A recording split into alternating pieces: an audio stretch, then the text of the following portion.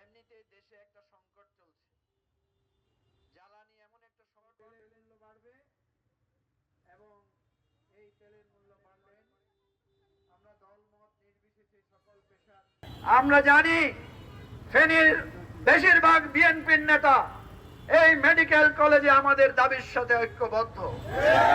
সুতরাং কারো অযোগ্যতা, কারো ব্যর্থতা, কারো বয়সের ভুলের কারণে যদি কিছু ভুল হয়ে থাকে, আমরা আমাদের সংসদ সদস্যের পক্ষ থেকে এই রাষ্ট্রের কাছে আমরা বলবো, কারো ব্যক্তির ভুলের জন্য আমাদের ফেনীর অধিকার নষ্ট হতে পারে আমরা আমাদের অধিকার চাই।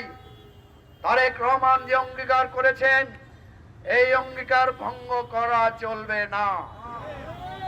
জনগণ, ফেনী মেডিকেল কলেজের যে দাবি, আমাদের প্রাপ্য, আমাদের অধিকার, এই অধিকার ক্ষুণ্ণ করা চলবে না, চলবে না।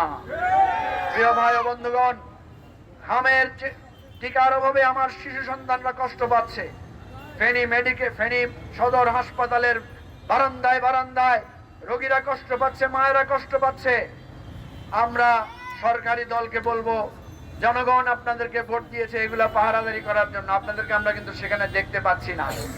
আমরা দেখতে পাচ্ছি আপনারা জমির মাটি কাটা নিয়ে একজন আরেকজনের বাড়িতে আগুন ধরায় দিচ্ছেন। আমরা দেখতে চাই আপনারা আমার অসুস্থ মা বোনদের, সন্তানদের পাশে থাকবেন। যদি থাকতে না পারেন বলেন, আমরা থাকবো। আমরাও থাকতে জানি। এই বন্যার সময় ফেনীর গণমানুষের কাছে আমরা সবাই দলমত নির্বিশেষে ছিলাম, আমরাও থাকতে পারবো।